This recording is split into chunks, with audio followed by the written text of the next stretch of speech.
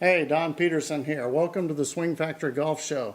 Today we'll be talking to my co-host, Justin Masenko. To get a little bit more information about the two of us, go to swingfactory.com. And then for golf tips and lessons, go to my YouTube channel, youtube.com/MrBBGolf.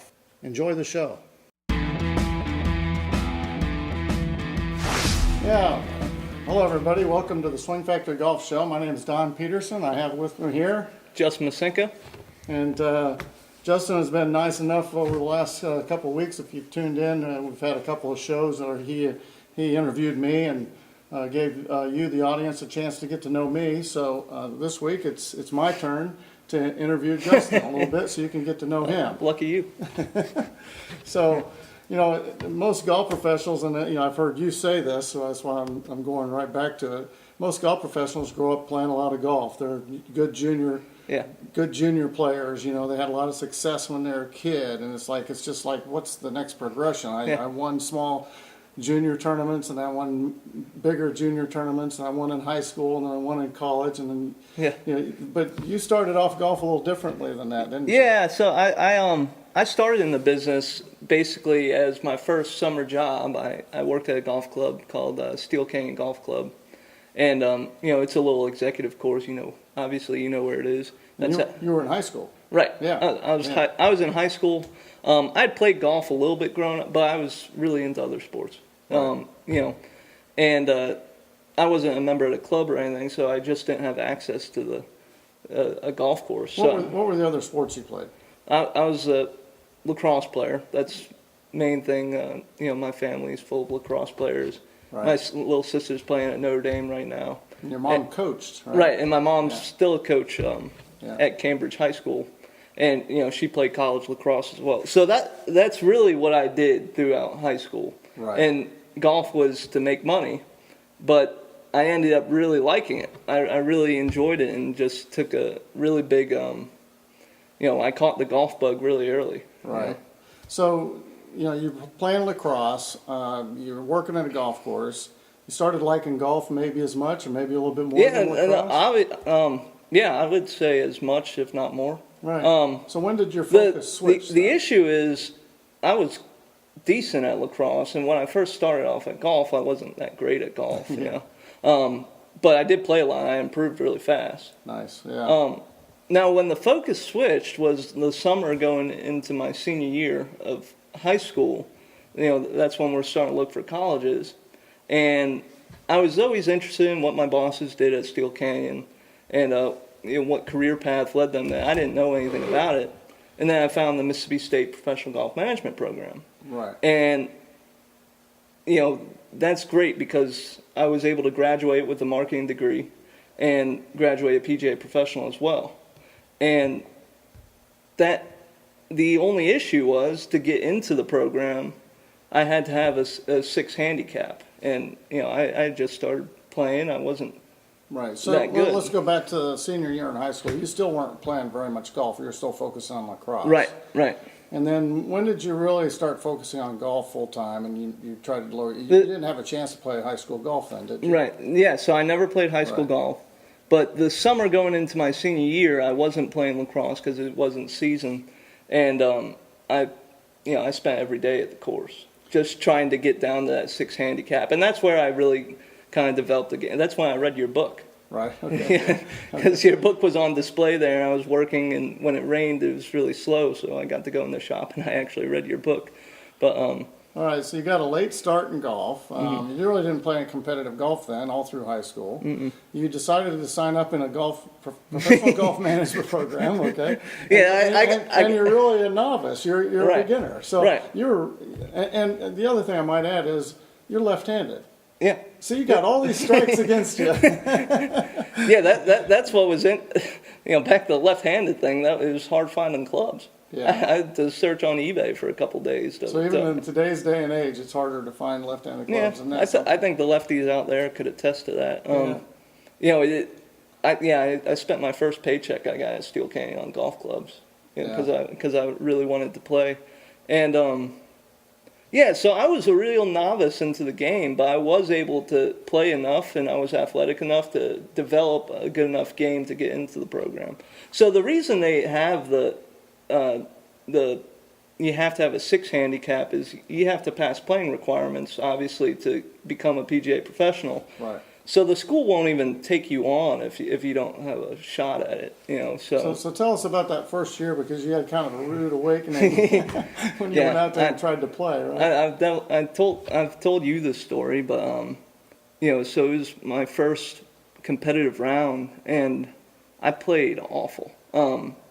It was totally different than anything I had done before. But you got a lot of encouragement, right, from your... Yeah, so the next day I had a meeting with my directors, and he told me, you know, he basically, to sum it up, he basically told me if I didn't improve, I was not going to graduate. Right. Because you have to meet these playing requirements to graduate. And so it's actually totally understandable, but he probably didn't realize that you're in really almost your first year of golf at this point. So. And I'm not the only person, I hope I'm not the only person he's had that conversation with. Right. But yeah, probably the first semester it was. Right, yeah. And I think that was part of it. He saw I was a starting freshman. He's like, oh, I better get on his butt early, you know. Right. Yeah. So, but basically, that was a kick in the teeth for me. Like, I really, from that point on, I really practiced, you know, just about as hard as I was to try to get into the program. And that's actually when I started to actually look at the golf swing, study the golf swing, look at my swing on video. So you had a crash course. You had to get good quick. Right. I kind of think of my games progressing in levels, and it's like it was almost like a procrastination type. So they say that you do your best work right before something's due. Right. And you know, I'm like, you know, the first time I got better, I had to get down to a 6. Like, I just had to do it. And then second time I get better, I had to pass the playing requirements. Now, that was, you know, I was worried I wouldn't be able to do that in 4 years, and I was able to do it in 1 year. Yeah, you know, which was good. That's an unbelievable feat, to tell you the truth, in my opinion. So you had some strengths and weaknesses in the game. Yeah. And why don't we talk a little bit about what has become, I think, your expertise now, in fact, or one of your expertise, is that you started off as a fairly short hitter and a kind of a small guy. Right. Couldn't hit the ball very far. Yeah. So, I mean, you know, to be fair, when I first started, everything was a weakness. I had a really crappy swing, and but I definitely was the shortest hitter that was in the program. There's 80 kids in the program, and the tournaments were pretty competitive. I never played with a guy that was shorter than me. Now I'm looking at you, and you're a pretty good sized guy. What's your size? So I'm 6'1", 195 to 190-ish. I'm So now you look like you can hit the golf ball pretty far, but you couldn't then. And was it because you were smaller? I mean, So I put on some weight, not good weight, right when I got to college, just because I stopped playing lacrosse. And I'm like, beer weight. Yeah, beer weight. We can all Everybody can attest to that. So, but I'm a pretty disciplined person, so I'm like, all right, I gotta shed this fast, and I was able to shed down to like 170. And I was pretty skinny, and I didn't lift weights, so I was pretty weak. And I had a really slow club head speed. I don't put myself in great positions throughout my swing to really get anything out of it. So I had to rely solely on my quickness and strength, and that resulted in 95 mile an hour club head speed, which isn't very fast for someone at this level, and 230 to 240 carry, which, when you're playing long golf courses, it can be pretty difficult. So I really, when I was 170 pounds or whatever, I said, all right, I'm in decent shape now. I can focus on putting on some weight and putting on some strength and develop some speed qualities to hit the ball further. So you got into this, and just like you did, it's crash course, you got into this, okay, how do I get longer? Right. And you've done a lot of, obviously the internet is a great resource because we have access now to I mean, here we're doing a golf show, Right, coming right. to you live right now. Well, not live, but we're live. Right. But we're in north side of Atlanta, and we're actually broadcasting. We're going to be putting this out to the world, basically, right? Yeah. So people have access to a lot of different resources. And we're talking about different teachers, different ideas, different concepts. And you got online and you found some maybe controversial ideas and teachers maybe? I wouldn't say it's necessarily controversial. It's really, it all stemmed, I like developing strategies and following programs to get where I want to go. I like the fact that I can do exactly, do these steps, 1, 2, and 3, and I'll get this output. And, that's part of the reason I like strength training, because strength training is very oriented like that. Yeah. But what I kind of researched it myself, and I remember one day in class, we were going through the PGA manual, and the manual briefly talks about this, but they stated a fact that I firmly believe, that clubhead speed stems from 5 different characteristics. One is swing technique, and obviously we're all always working on our swing technique to be as efficient as possible. 2 is our leverages. I can't affect how tall I am or how long my limbs are. Luckily, I actually am a pretty tall guy, being 6'1", so my leverages are actually pretty good. Yeah. 3 is neuromuscular efficiency, and that's a fancy term of saying how efficiently you can use your muscles. And the best way to define that is if you're just naturally quick.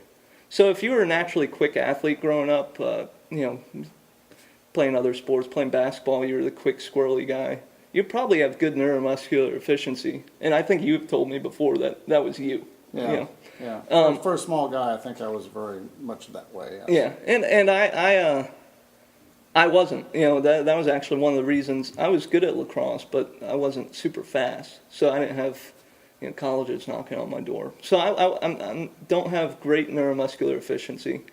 And then the last 2 are mobility and strength. And I'm thinking to myself, what out of these can I attack in the gym to get better? And the 2 are mobility and strength. Because neuromuscular efficiency, there's different things approaching. Super speed golf is kind of taking a approach on that, which is pretty groundbreaking in my opinion. Yeah. But it's largely genetic. You're only so fast. But so I focused on attacking mobility and strength the best I could, and that resulted in doing strength training programs. And it's something that golfers just don't do.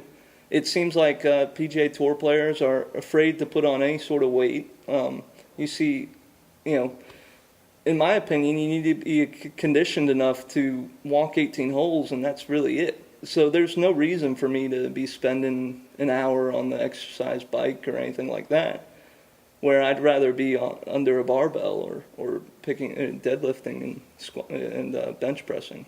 Right. So you've come up with your core beliefs based on what you found you could do. Right. So now you've got some ideas of how you can help other people. Yeah, and I've seen tangible progress with this, and I've seen it in other people too. And it seems like some of the stuff other people are doing, they don't see that progress.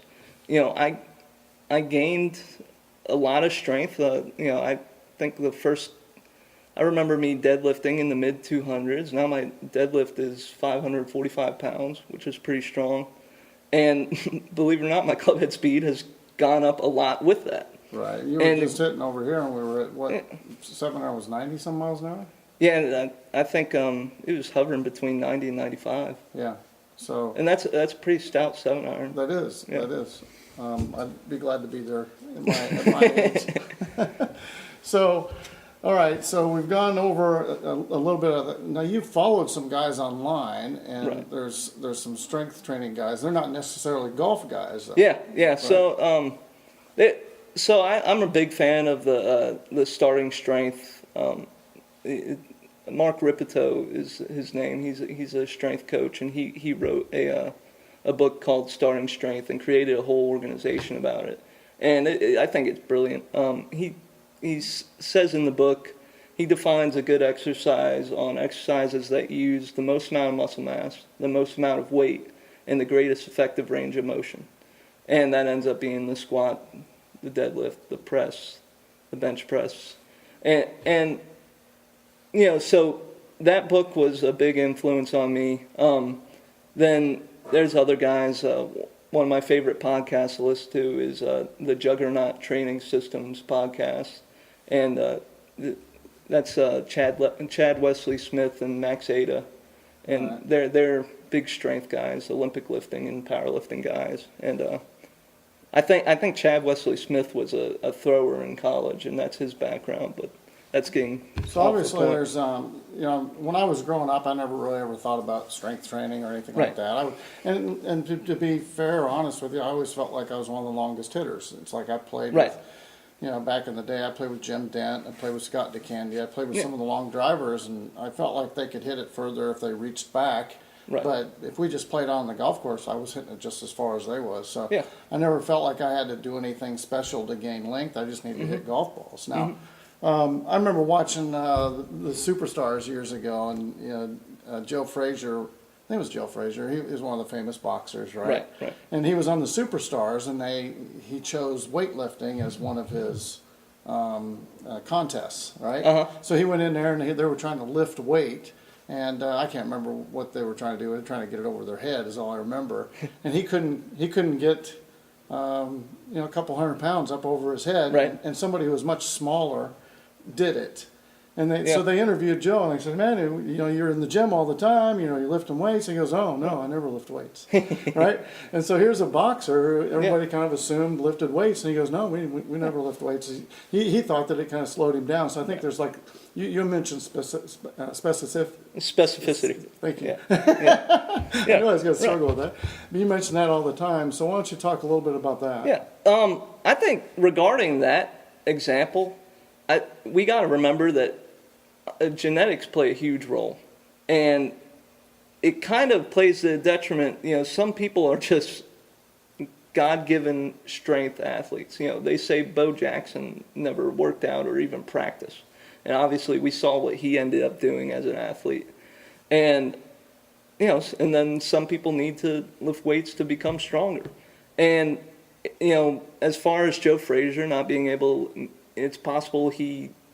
Obviously he didn't lift weights. Maybe the other guy did that exercise all the time, and that was right up his alley. Right. But I think specificity is interesting in the golf world, because obviously if you were to tie weight training with golf, the most specific way possible would be to swing a weighted golf club. But there are numerous reasons why I wouldn't suggest doing that, because one, I think going too far down the rabbit hole in that direction, you'll actually mess up your technique, which is the worst thing that we can have happen. Two, you can't really use, going back to the points that Mark Ripto wrote about, you can't really use a ton of weight when you're doing that. When you can deadlift 500 pounds compared to how heavy of a golf club do you think you could swing to? Right. So it's really not an effective exercise to do that. So you keep on going down the rabbit hole, and then eventually you find there are some exercises like, medicine ball throws that can simulate a golf swing. But I find that it's most effective to just use those exercises that get you generally strong. And then the other exercises can be added on top of that as kind of icing on the cake type of deal. Right. They've done, I think it was a British College of Sports Medicine did a pretty good study about EMG activation in the golf swing. Basically, they test what muscles you use, and it's a complex enough movement to see that you pretty much use every muscle. You use your posterior. They tested on good golfers too, so they were efficient swings.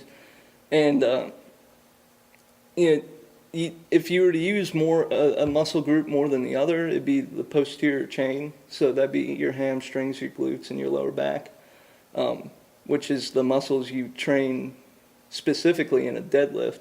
Right. So I mean, if you wanted to get that specific, I guess deadlift would be and squats would be the number. But I don't look at it like that. I say, you use every muscle in your body. You should train every muscle in your body, and then along the way be practicing your technique as well.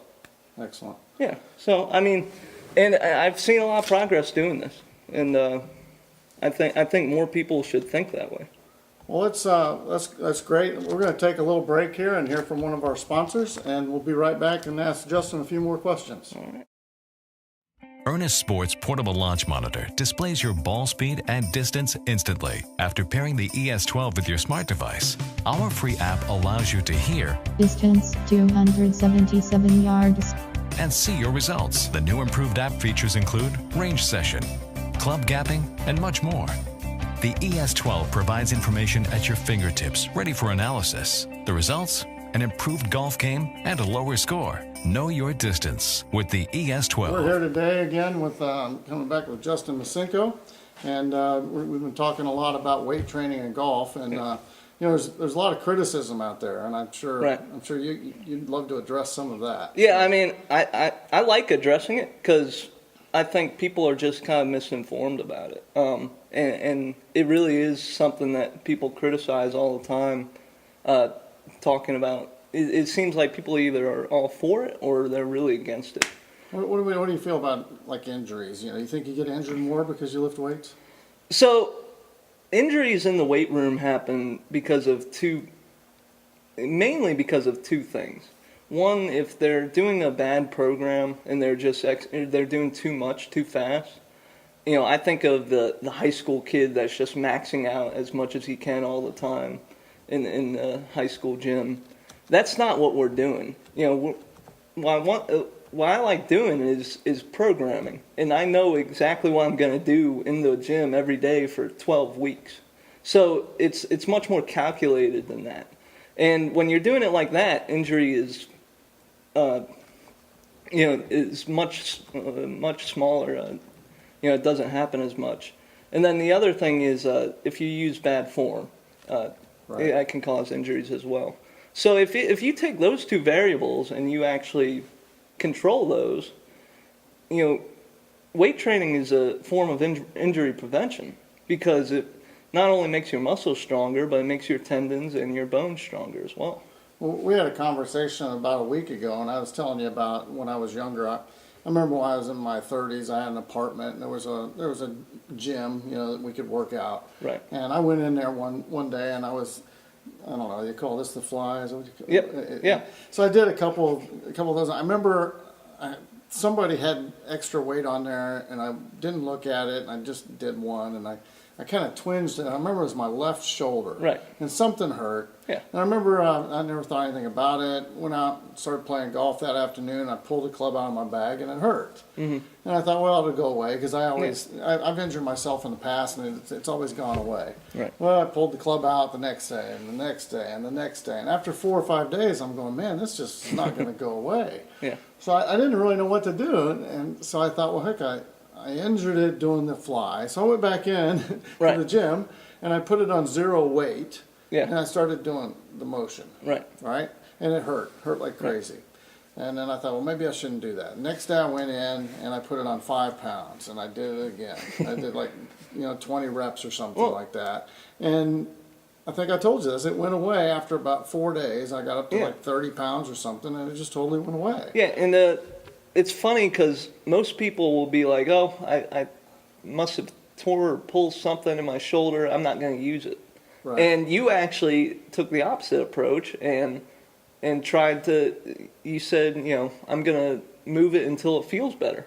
And that's actually the approach you should take. And that's what people do in physical therapy. Right. Like when you go to a PT, they're not like, oh, just rest. No, they have you doing stuff on bands and stuff, and you progress really slowly until it goes away. And what you're actually doing, to get technical, is you're pumping blood into the muscle.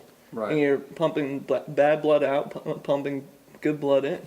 I guess I felt at the time like if I injured some muscles in there, then I needed to strengthen the ones around it so that those had a chance to heal as well. Right.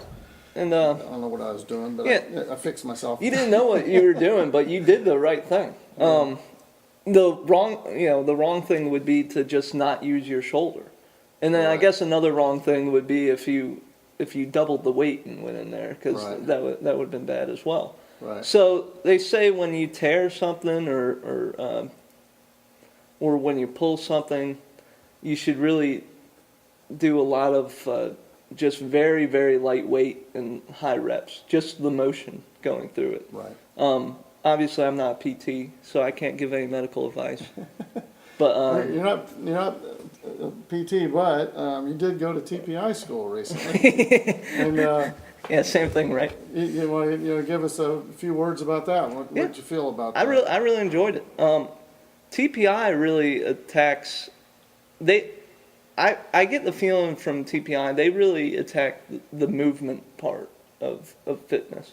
So we go through the screening protocol, and you learn how to get into different positions, or teach people to get into different positions that they should be able to get in. And yeah, I thought it was good. We didn't talk once about lifting a weight. We didn't talk once about nutrition or anything like that. There's actually several levels of TPI, and Right. this is only level 1. I kind of think they should have brushed on as much as possible, rather than just kind of keep the different levels a secret. But I understand it's a lot of material, because they have different branches that go off. They have TPI for medical professionals, TPI Right. for golf professionals, and TPI for fitness professionals. So I understand, but it was definitely a good experience. Will you go back for more certifications? Yeah, More levels? yeah, possibly. The other thing they talked about is we talked a lot about the golf swing. I really enjoyed what they had to say about that. Yeah. We talked about sequencing for a long time, which I'm a big fan of, and to pass the player 1 or the level 1 seminar, you need to know a lot be pretty informed about sequencing. All right. Yeah. Well, we brushed on the fact that you're a left-hander earlier on. I mean, one of our good friends, and he's in the hospital right now getting well, we hope. But Right. we have a good friend that comes in here, Ben, and hopefully he's watching He's this. left-handed, yeah. He's a left-handed guy, and it's kind of funny. I feel like left-handers, you guys got your own little cult. Right, It's like right. you against the world. Yeah. So it's all these left-handers. So who are your favorite left-handed golfers? Gosh, I mean, my favorite left-handed golfers. I mean, obviously Phil. Yeah. Everybody's a Phil fan, and he actually was like my favorite first favorite golfer. And then you got Bubba, I guess, and Yeah. I'm not a big Georgia guy, so don't like him. And I can understand that. Everybody likes Bubba, though. Brian Harmon, Brian Harmon, yep. Ted Potter. Yep, I met Brian Harmon. Good, he came out. I had He's a got a good little swing. golf driving range. Yeah, Yeah, he's awesome. I actually thought he'd win more, and I think he's on the cusp. There's I think there's courses for horses, and I think there's some courses out there he can win on. Right. Just have to see maybe. He's got a lot of energy. Yeah, good putting stroke. So Yeah, and I'm trying to think of other lefties. We were just watching the NCAAs last week, and I think there were like 3 or 4 lefty. I don't know their names, but it's cool seeing a lot of lefties out there. maybe a couple of years from now they'll be household names. But Yeah, right seriously. now we don't know who they are. Seriously, that was something. I can't get over those tournaments. Well, Justin, I think we've had a great interview here with you. Yeah. You're our guest today, but you're also one of our hosts Yeah. here. So I thought it went real well. And for those of you watching, Justin and I are going to bring more guests to the show now.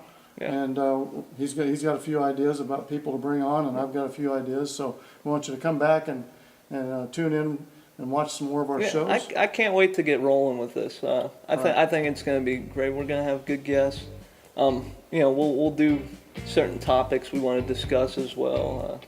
I can off the top of my head think of a ton of topics we could sit down here and talk about for hours. So And we will. yeah, I'm excited. Great. Well, you've been watching a Swing Factory Golf Show. I'm Justin Masinka. And I'm Don Peterson. Thanks for coming.